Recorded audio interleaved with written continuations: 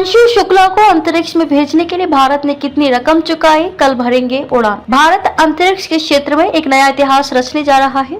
भारतीय अंतरिक्ष यात्री शुभांशु शुक्ला जल्द ही एक्सियोम स्पेस के AX4 मिशन के तहत अंतर्राष्ट्रीय अंतरिक्ष स्टेशन ISS की यात्रा करेंगे।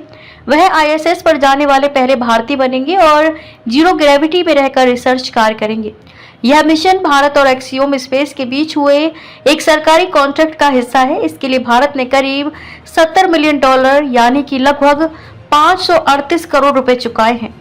रिपोर्टों के मुताबिक ये राशि न केवल शुभांशु शुक्ला की सीट के लिए है, बल्कि उनके बैकअप अंतरिक्ष यात्री ग्रुप कैप्टन प्रशांत बालकृष्णन नायर की ट्रेनिंग के लिए भी खर्च की गई है।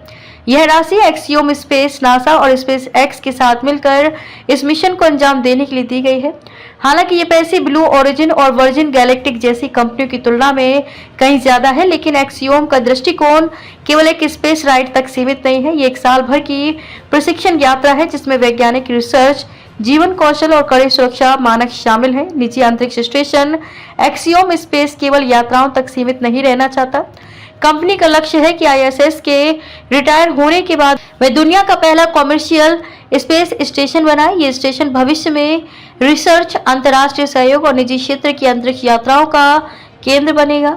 तेजपाल भाटिया का कहना है कि भले ही कीमत ज्यादा हो, लेकिन ऐसे मिशनों के प्रति दिलचस्पी लगातार बढ़ रही है। उन्होंने कहा कि अंतरिक्ष और पृथ्वी एक दूसरे के प्रतिद्वंदी नहीं है, बल्कि मानवता के व्यापक विकास का हिस्सा है। मिशन का महत्व। एक्सियोम 4 मिशन भारत के लिए केवल एक प्रतीकात्मक उपलब्धि नहीं है, बल्कि यह भारत की महत्वाकांक्षी गगनयान परियोजना के लिए एक महत्वपूर्ण कदम है।